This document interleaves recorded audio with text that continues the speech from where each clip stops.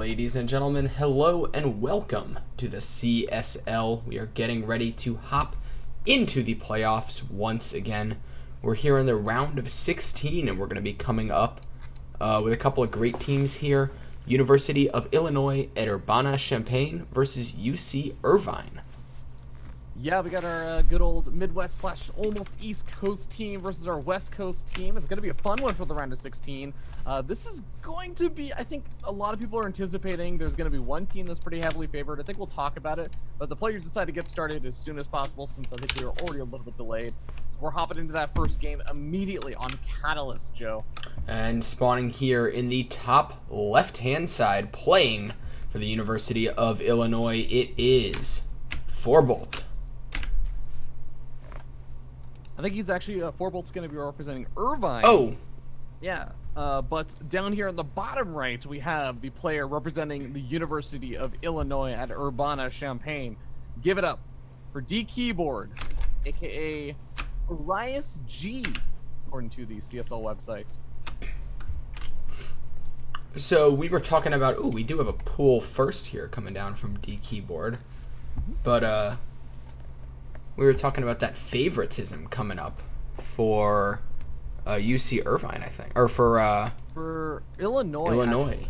Yeah, just Irvine has had a very interesting run to make it to the playoffs, and this is the first round of the playoffs. They finally are going to be encountering, I think, a really difficult opponent here that will, if they lose this match, they're out. Like, there's no double elimination for these playoffs. So it's a pretty high stakes match for both of these teams who have never made it to the round of 8.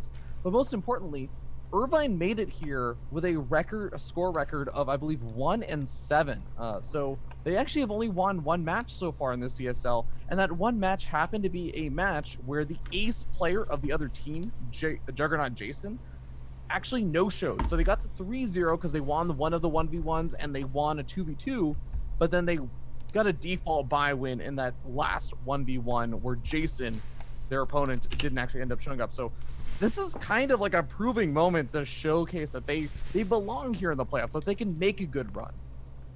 Yeah, now when we do have some early lings coming out here from D Keyboard, he's going to be looking to avoid any overlords that are out on the map, carefully taking that left-hand side path. And I think he's going to be looking to put some hurt onto this natural hatchery with the first 6 lings. Behind it is a very, very swift baneling nest here. And if Forbolt can get a read on this, he's going to need to start getting prepared immediately. Yeah, that's absolutely going to need to be the case. There is a baneling nest on the, or about halfway finished up now, like you said before. We actually do have a baneling nest now coming down over here for Forbolt, so it seems like he may have some idea that, hey, this is something I need to do, because I think originally he had thrown, I missed it for a moment, but I believe he was throwing down a roach horn. He canceled it and went for the baneling nest, so he should, I want to say he's getting prepared, but he's actually still droning up a little bit. Oh boy, Forbolt has to be so careful about how many drones he's making. He's still making more.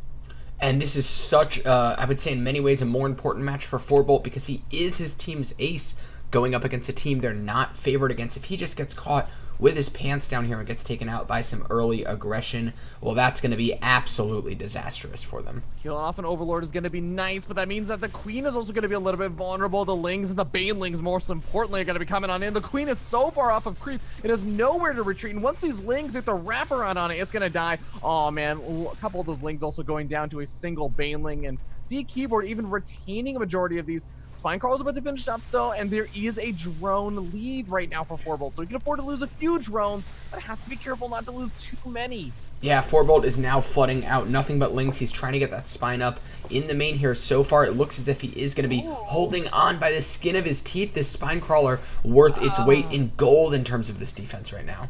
Okay, a couple of these Banelings now popping out over here for Forbolt. It gets a 1-for-2 trade. Not exactly entirely ideal there for Forbolt, but still good enough to hold off for a little bit longer.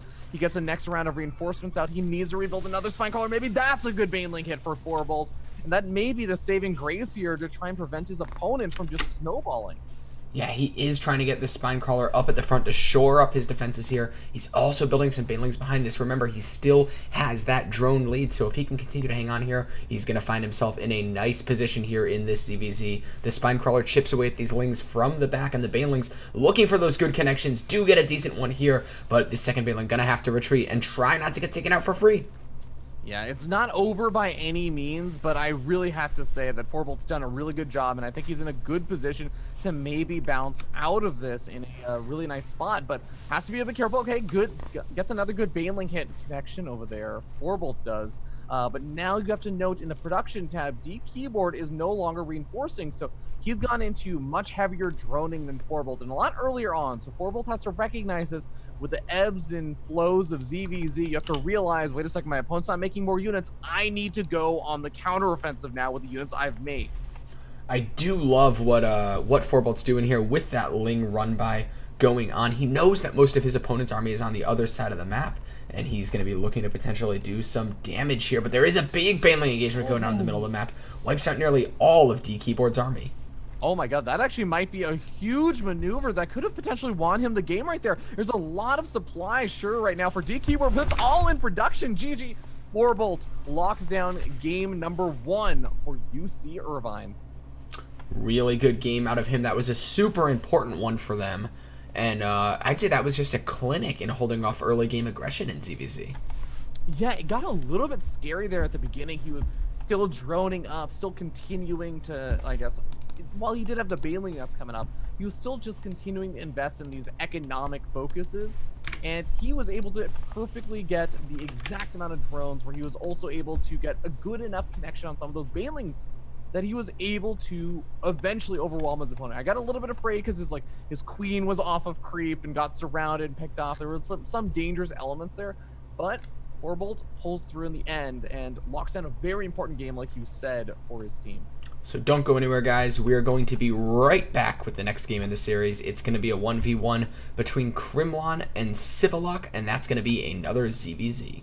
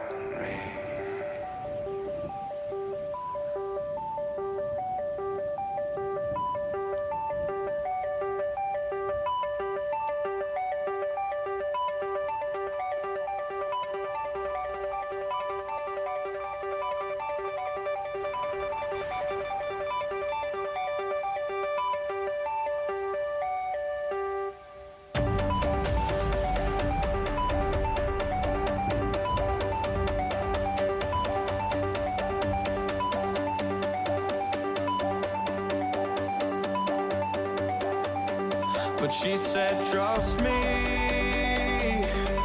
these are the stories we will tell. As I stood frozen,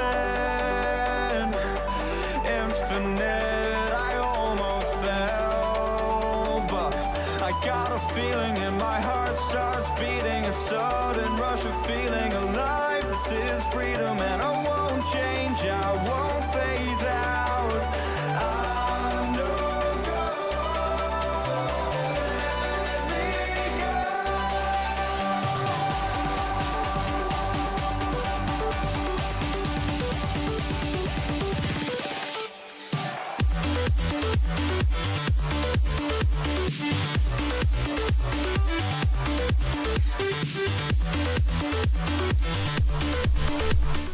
ladies and gentlemen. Hello and welcome back to our second game of the CSL playoffs.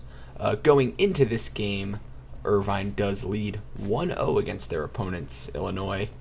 And this is going to be another ZVZ on Eastwatch here in a moment. Yeah, but this next game is going to be a little bit of a tough one, I think, for Irvine if they want to try and lock down this series with a nice solid 2-0 lead. Because, well, let's just say that their first player, or I should say their second player, is going to be spawning down in the bottom left-hand corner of this map, Eastwatch. It's actually our Diamond League Zerg player from Irvine. It's Civilok. And his opponent in the top right-hand corner, it is the Orange Zerg player for Illinois. Or rather, for Irvine. It is Kremlin. No, Krillman. It right. It was Irvine. Or sorry, Illinois. Illinois. Confused. Yeah, Krillman going to be representing Illinois, Civilok representing Irvine. So Civilok currently for Irvine has that 1-0 lead. He would love to take another game versus his opponent to secure a 2-0 lead for his team, but that's going to be pretty difficult since Krillman is in fact a Grandmaster League player and Civilok still in just Diamond right now. So I'm not going to say it's impossible, but I am going to say it's going to be a very difficult match. Well, what would you do if you're in this situation, right? You're not going to try to play a macro game. I mean, he's not. He's going for, I believe it's a... Is this a 13-12 into a fake hatchery? That has to be a fake hatchery. But yeah, I mean, you isn't can... going to see it in time. You can use it, like, just for macro. Not off of 11 workers, right? Like, that's... Yeah, so... There are some 13 pool builds where you take a really, really fast hatch as your lings are kind of making their way across the map and putting pressure on the natural, and you're trying to kill their natural, you take the hatch behind it. This is not that. It's an earlier natural, so maybe Civilok has something really special up his sleeve here, or it could just be kind of a nerves issue. My two thoughts are that, one, he may forego queens because he's got the extra hatchery. But the second part of this is I think it looks a lot because Krillman is going to come in here. He's going to see the creep spread, and he may immediately just assume, okay, it's a hatch first. Cool. Like, all is well in the world. And yeah, look, he turns around with the Overlord. The question is, when is he going to see all the lings? He does see 2 lings now. Oh, are those perfectly timed lings to make it look like it was a hatch pool? Oh, man. Is Krillman going to be... He's still droning. He's still adding on drones. Oh my god, I think this worked perfectly. Yeah, I mean, he does have his own lings now coming out across the map, but sometimes micro can only take you so far, Ravi. He's got that... Oh my god. Oh my god, Joe, this is gonna be an overwhelming number advantage. 26 lings on the map right now, 28 lings for Civilok, and 6 out for Krillman, who's making 6 more, sure, and does have the queens, but this is a really scary moment for Krillman. Yeah, and here comes the big attack here. It gets the wraparound on all the lings that are out already, running back into that mineral line to try to fight with the benefit of the spine crawler here. Queen pinned in really cleverly behind the Sim City here. It looks like Civilok just going to go down and get that guaranteed damage at the natural, try to pick off any Zerglings that start trickling out of there, keep the reinforcement level from building up, and this natural hatchery is 100% forfeit. Yeah, I would have liked this a lot more if Civilok was able to get the lockdown on some of those reinforcements, but he does pick off one of the queens in the main base. Going for the second one, no, gonna pull back. I think that's probably a wise decision. And just picking off, it's not even just about the hatchery, it's about killing off all these reinforcements that keep popping out, because those are very important units right now for Krillman to get up. Krillman is getting up the banelings in his main base, and remember, Civilok is only sitting on 11 workers. There is not an easy transition out of this, but it looks like he's actually gonna start to attempt it. He gets up 1 drone, sneaks it in there after a round of another set of lings, and he's getting up a spine crawler back at home, maybe to help deal with some potential counterattacks, but I really feel like he's all in. I don't think he can bounce back and macro out of this. Yeah, one thing that's going to be really tough to engage in here is he's playing against a player with way better micro than him, and a player who has banelings backing up his main army now, and Civilok doesn't have any unit like that can be a heavy hitter. It looks like his next choice is going to be roaches, but he's not mining gas at the moment. He just doesn't have the income to support it yet. Yeah, when you only have 10 workers and you're trying to get up the roaches, it's a bit of a difficult spot. Well, he does get a good trade, 2 banelings or 1 baneling for a couple of those, 1 baneling for 2 lings. And he now finds an opportunity to run in with some of his own lings into the main base. There are no banelings up there, so he could get some damage with the rest of the lings and the banelings are retreating back home. He's under a bit of a timer before he can actually... Oh, God. Oh, scary moment there as the banelings coming back to the defense. Oh, one huge baneling shot does go off, and that's going to suddenly put Civillock in a very scary position here as Krillman takes a decisive supply lead. Yeah, it was... I really loved the idea from Civillock, but in the end, it just wasn't quite enough. There was really good positioning from Krillman. He got his baneling nest up in the perfect spot to give the queen a nice walled-in position. The lings just couldn't quite get the wraparound on those queens. Couldn't really safely get into the drone line. I almost really wish they just committed into the drone line, but that's something that's so hard to like try and figure out in the heat of the moment, where to exactly engage when you've gone for this crazy all-in and how to take the best engagement. But I think at the end of the day, Krillman's held on. He's got a substantial worker lead, even without the roaches coming out quite as fast as Civillock. I just don't know that Civillock has the economy to get enough roaches to really make anything happen here. Yeah, I'm inclined to agree with you there. And just thinking about that engagement, what if he'd maybe taken out the baneling nest, right? And then suddenly you reset the clock that's on your attack. It was tough to watch because it was such a cool idea, but now it feels like Civillock is flailing a bit. He's going up to layer on just 22 workers here, and his economy is so anemic looking. I imagine he's going to follow this up with a second all-in, maybe try to get +1 lining up with that roach speed attack, and go for the jugular, but Krillman is going to have a massive economy compared to him, and he's going to be producing off 3 bases, so he's going to be able to just outproduce him in every way, shape, and form. Yeah, I'm not going to lie, Joe. This is a tough game for Civillock, and not just because, you know, he is, like you mentioned, going to be playing versus this Grandmaster League player as someone who's a Diamond League player, but, like, I even feel like a Grandmaster League player will have difficulty coming back from this kind of situation with just the disadvantage that Civillock has kind of given himself with that opening. It was a really big investment early on, but he needed to get the damage done, and it was so close to it, Joe. He could almost taste it, and man, that must have been such a good feeling when he felt like he actually had his opponent fooled, because you're going up. This is David versus the Goliath here, right? Like, your team is just kind of hoping and saying, yeah, do your best. If you can knock this one out, that's awesome. We're already up 1-0, so Irvine's probably going to feel still okay about it, and Civillock can definitely, you know, kind of pat himself on the back. He got really damn close to it, taking out a GM level opponent, but man, this is just so difficult to come back from. He's going to continue droning, but just the roach count already for Krillman, I think, is already at near kill move difficulties. Yeah, Civillock actually taken down that 3rd base here, trying to catch back up on the base count. This is when you really start to wonder if he has a game plan. It looked like he was kind of setting himself up for that all-in with the evolution chambers with the roaches. It could just be a 3rd base for, you know, macro and getting out more roaches here. We'll have to see what he decides to do, but oh man, Spire coming out from Krillman. If this was a hard game before, it's going to be even tougher once those first 7 or 8 mutas get onto the map and can just hammer away and abuse the lack of anti-air of his opponent here. Yeah, mutas are going to be very difficult to deal with. The kind of funny thing is, though, like, it's still a hard future to see. I don't want to oversell it, but there is a conceivable world where Civillock gets up just the right number of spore crawlers, has the queens in the perfect position for the defense. He isn't actually sitting that far behind in workers anymore, so it really is about, I think, the roach count. If he can defend against the mutas while just continuing to invest in the roaches, maybe gets up to Hydra Tech gradually, slowly behind this, and maybe even gets like one nice little counterattack, I can see a conceivable world where he starts to even things out a little bit more, but again, it's still a bit of a hope that feels afar off. Yeah, especially he just made 7 drones, and he's about to have a giant roach army inside of his base here. It's going to be stepping on to creep. This is the first time he's seen a lot of these Ravagers up the 3rd. Yeah, he's going to try to take the best fight he can. Corrosive Vials do come down, landing on a lot of that army, but I just think Krillman doesn't care. He stands there, takes it, continues to move in, and it looks like Civillock going to be tapping out of this game in just a moment here. GG is called, and Krillman takes the game. Indeed he does, tying up the series 1-1. But I really do want to commend Civillock, as that was he really did pull off the mind game. He did a great job selling it and everything.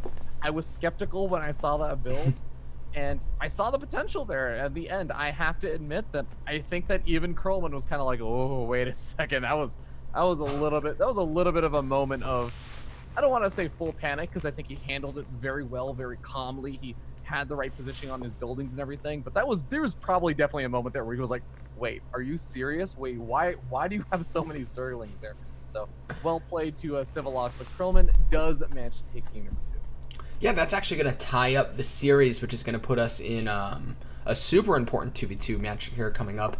I think that if Irving wants the series, they absolutely need to take this 2v2. So don't go anywhere, guys. We will be right back with that next game.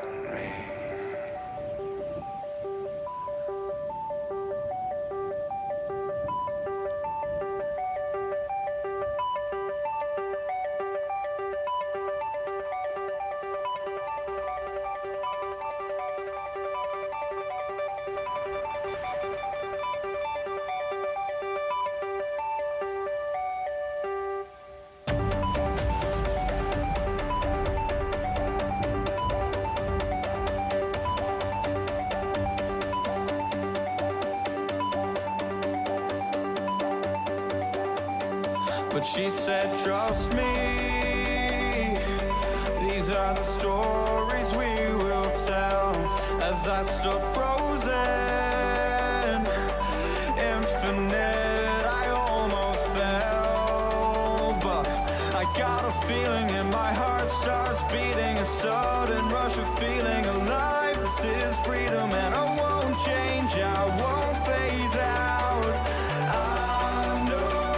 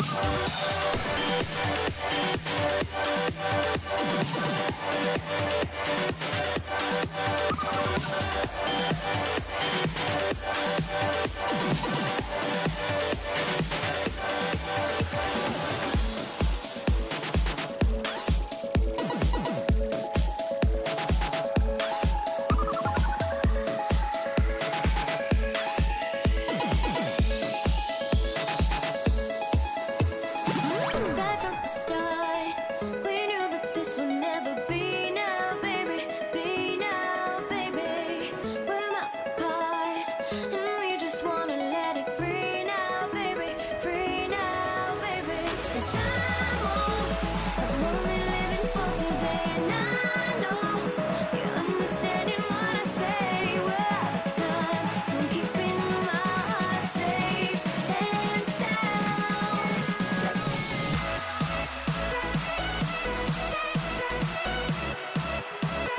Safe and sound. Safe and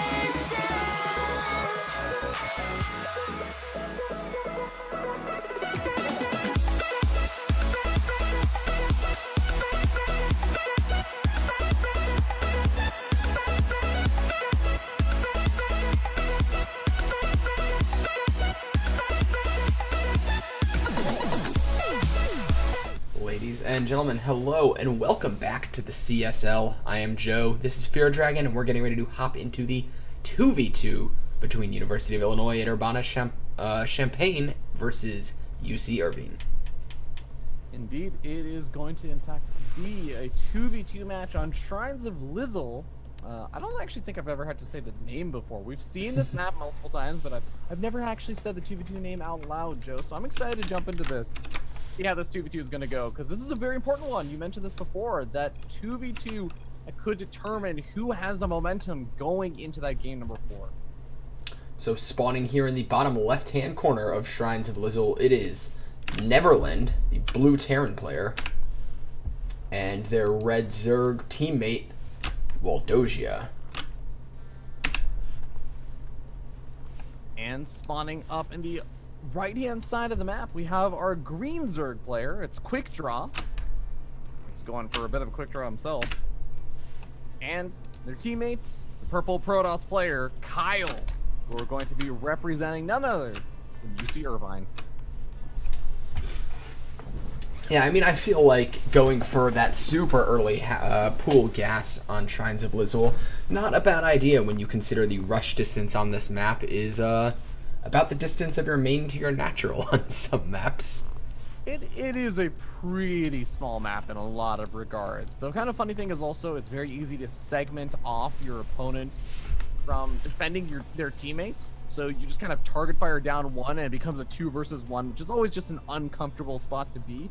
So this map really does reward aggression in a lot of ways. While Dosia does go for his own fairly early spawning pool, they both have those gas geysers up. You can see the speed Zergling research is pretty much on par for both of these players, but a few more Ling is going to be popping out over here for Waldosia first. So has those already out on the map and ready to move across and maybe get aggressive. Is Quick Draw actually going to stay a little bit defensive with this? Yeah, well, he is getting his first Lings out as well. Looks like Waldosia going to be moving up that ramp into the main here and going to be start looking to put in some hard on this mineral line, but there's quite a lot of Lings defensively waiting here, and I think this is what Quick Draw was hoping for. He's just going to catch these Lings and pick off a few for free.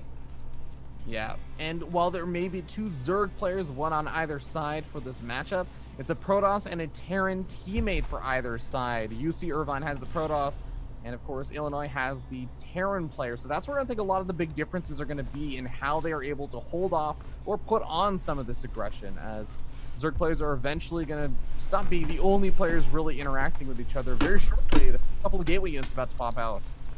Yeah, one thing that's interesting is we are seeing Cyclones come out of Neverland really quickly here. A lot of the times when you have a Zerg teammate and a Zerg opponent, you'll get the Heli and Speedling combination out just to try to work away at those early Lings. But here comes the first big fight. Couple of Banelings go off for Waldosia, getting decent connections on top of those Lings. Losing a few more there, not the best trades. This Stalker at the back, trying to get some target firing off, but also trying not to get surrounded. Yeah, I gotta be very careful about that. And I feel like Kyle getting the pickoffs on these banelings is a pretty big deal because now those lings can potentially sweep on in. Where exactly are the banelings of Quick Draw, though? He didn't invest in that baneling nest, so really just relying on pure lings, and that may actually end up being enough. Maybe he's able to just flood out enough of these. While Dosia about to finish up a baneling, I don't even think it's going to be necessary over here. As, yeah, the flood of lings come out, and he's going to be able to get us surrounded on not only some of these lings, but also the very important Stalker almost gets surrounded. Not quite, though.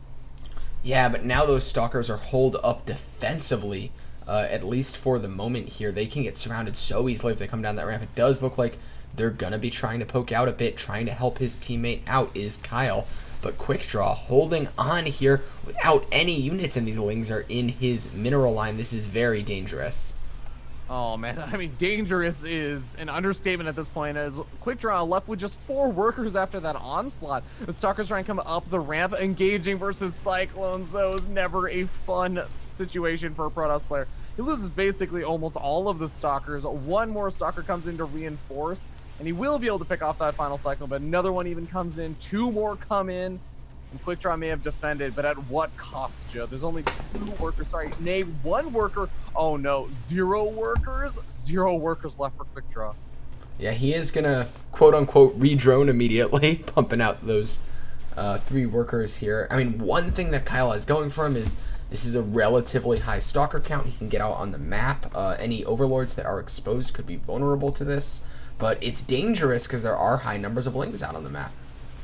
Oh, well, Dosia engaging without the Cyclones initially, so loses quite a few of the lings in the process. Nice target fire there on the Cyclones, realizing those are going to be the most difficult target. Oh, Kyle with a little bit of a misclick attacks one of his own Stalkers and eats up a lot of shots from these lings. There's actually going to be a tap out from Kyle. He's not feeling it anymore. GG gets called, and it looks like Neverland and Waldosia from Illinois are going to be taking game number 3. Yeah, that's going to put them in a very comfortable spot to go on to take the series here. As they were the favorite team already. Winning that 2v2 is kind of the most volatile matchup here, and the aggression that came out of Waldosia and Neverland just was too strong for their opponents from UC Irvine. Well, ladies and gentlemen, that means that we hop into that game number 4 next, where it's going to potentially be match point here. In fact, it will be match point for Illinois, who just needs to take 1 more game, and they will secure their spot in the round 8 for the first time ever for them in CSL history, and they will be able to completely knock out UC Irvine from the tournament. But UC Irvine going to be sending out that next 4v4 or that 1v1 match in game number 4, and they are hoping to bring into that ace match. We'll find out what happens as we go to a short break.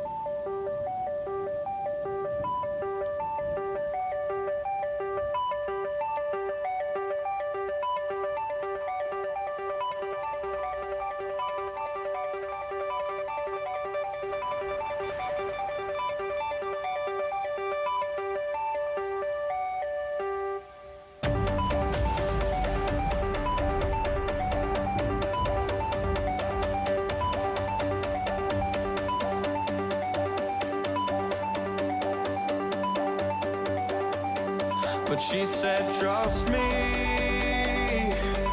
these are the stories we will tell. As I stood frozen, infinite, I almost fell, but I got a feeling and my heart starts beating, a sudden rush of feeling alive. This is freedom and I won't change, I won't phase out. I'm no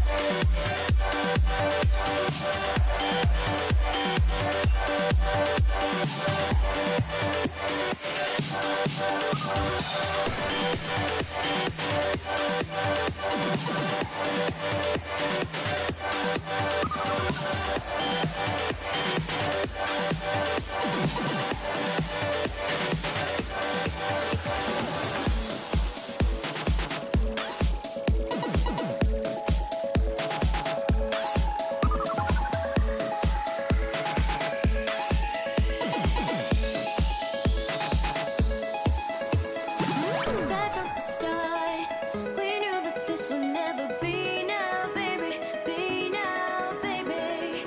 We're miles apart, and we just wanna let it free now, baby. Free now, baby.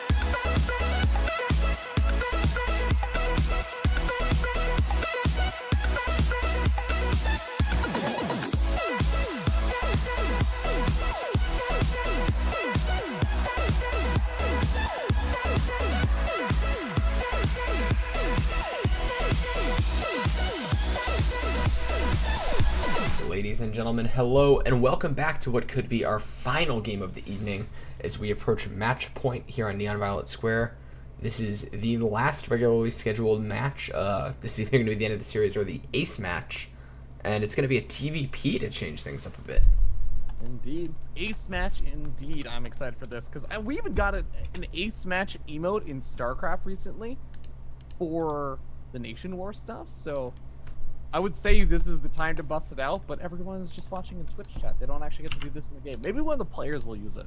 That would actually make my day. Well, we are getting ready to hop into this game, and spawning in the top left-hand corner playing for Illinois, it is Ro16. And their opponent spawning in the bottom left-hand corner of the map, representing UC Irvine. We have Kyle, same Protoss player who's in that 2v2 match. Also goes by the name Dylan Fear. But this is going to be a very important match, I think, for Dylan Fear here, or aka Kyle, because his team is now down 1-2, facing elimination from the CSL playoffs in the round of 16. He has to bring it back for his team so that they can go to that ace match and bring back some hope, some glimmer of hope, that they can make it on to the round of 8. Yeah, it does look like Kyle moving out here with that early probe. Gonna get a scout off on his opponent. Check out what's going on here. I guess when your team is 1 point away from elimination from the entirety of this $10,000 CSL series, you want to make sure you're safe.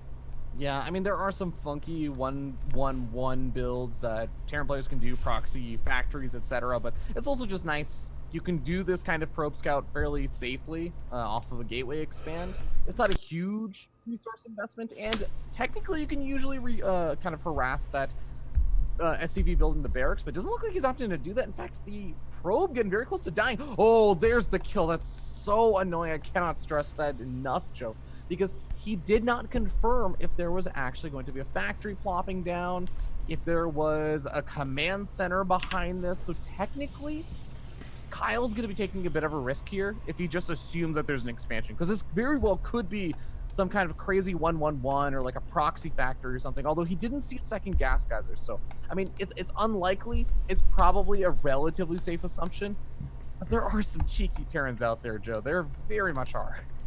Yeah, and now Kyle, it's going to be his turn to be on kind of the receiving end of some aggression here, as the first Reaper of Rodoro moves out. He's going to be able to scout the expansion of his own. That first SCV already saw that, and just do a little bit of poking at Kyle's probes here.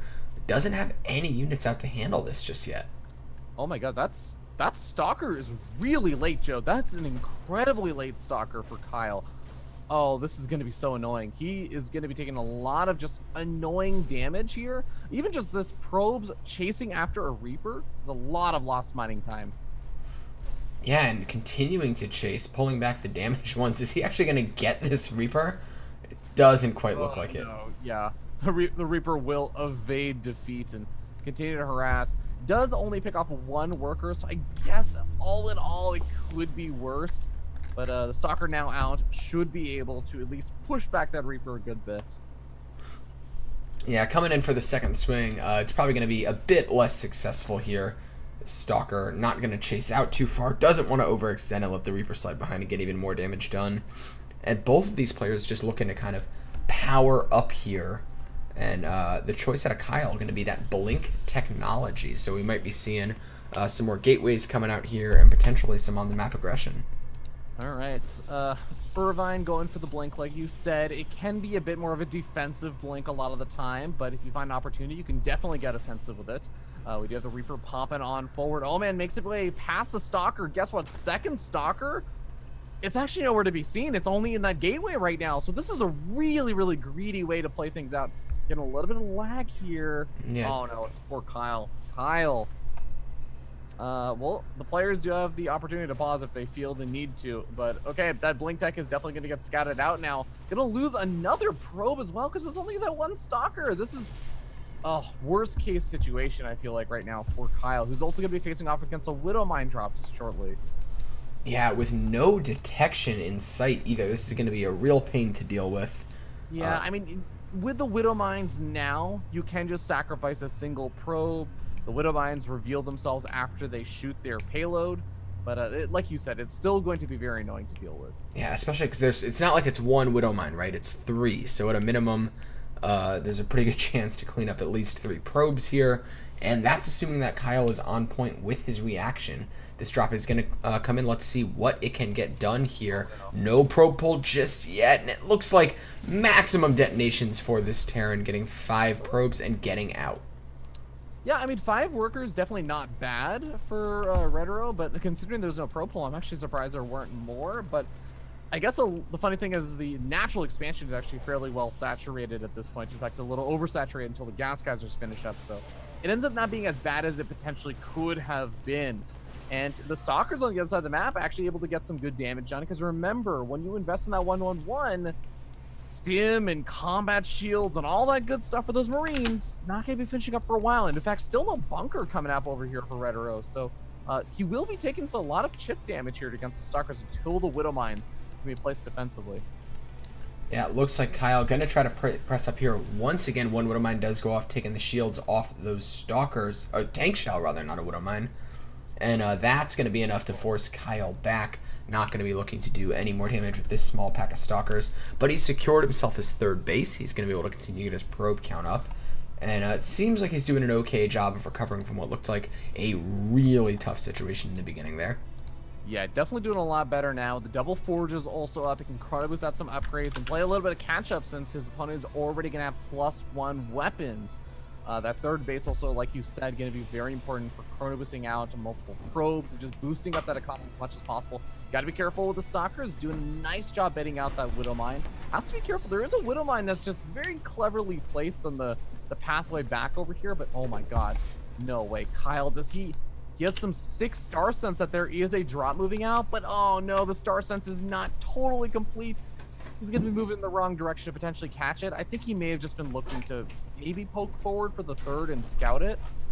Oh yeah, man, that's going to be so annoying. This could do massive damage here. This 3rd base is completely undefended, and it's a juicy probe line. Is Retro going to be stopping here? It looks like he is going to unload these Marines, and he can go right for that probe line.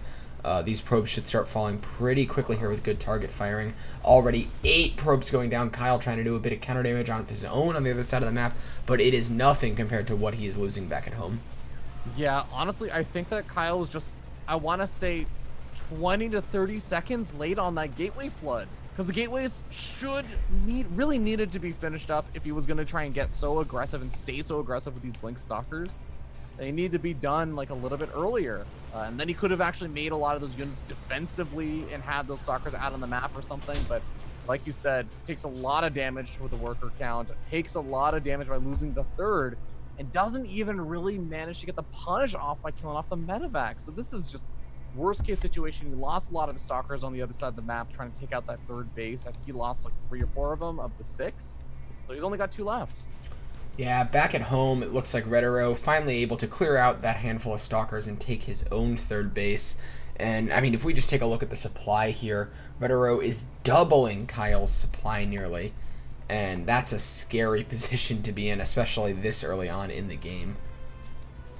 Well, Joe, I think the reality is that Kyle is going to do his absolute best for UC Irvine because this is do or die right now for UC Irvine. They're already sitting down 2-1. Kyle drops this game, then Irvine drops the series and gets knocked out of the CSL. And Kyle, I think he's fighting this battle in more than one way with his latency, with his play, with a big worker deficit, an army deficit, but he does have some good upgrades. He's got Colossus coming out, so maybe just a miracle engagement is what he needs. Maybe warp in some sentries or something, spend a bit of that gas, and you get the perfect force shields off and roast some of those Marines. I don't know. Joe, he needs a miracle. Yeah, and I mean, that would be the best way to get it right. You can kind of chop up these units, and if you can take out the first wave of Marines, then maybe your Immortals can get on top of those Marauders, get on top of those tanks with their bonus damage to armor, but man, is it going to be tough. Here comes the first push. That Liberator's going to siege up right on top of these Stalkers. Marines stim in behind it. The Colossus swiping away at these units. Good concave positioning here from Retro. A tank even coming in from the back. And that Colossus is staying alive, but that's going to be it for the defense of Kyle. Yeah, without any sentries or any kind of spellcaster units there to try and complement that Colossus, not a whole lot more can happen. GG gets called, and we are going to see Illinois take the series 3-1. And of course, that does mean that University of Illinois Urbana-Champaign can move on to the round of 8. Yeah, so big shout out to Illinois. This is, as we were talking about, the furthest they have advanced in a CSL in their school's career history. So that's pretty awesome for them. Pretty big accomplishment, I have to imagine, for the team. A lot of pride with guys like Krimlon really kind of leading the charge there. And for UC Irvine, there's next year. They can go back, study, get through those final exams, and then come back and play CSL next year, because that is going to be the end of the road for them. Yeah, I think they all put up a good fight, and of course, I'd love to see them continue onward, like you said, to next year. But of course, as for University of Illinois Urbana-Champaign, they're going to be facing off against the winner, I believe, of Georgia Tech and UC Berkeley. So they have another rough match ahead of them. I'm sure they're going to spend the next week or two just preparing and getting ready for that round of 8 match, because it's going to be a bit of a doozy. So thank you for watching tonight, guys. We will be back Thursday with more CSL. Be sure to catch that. And I'm Joe. This is Feared Dragon. We will see you guys Thursday.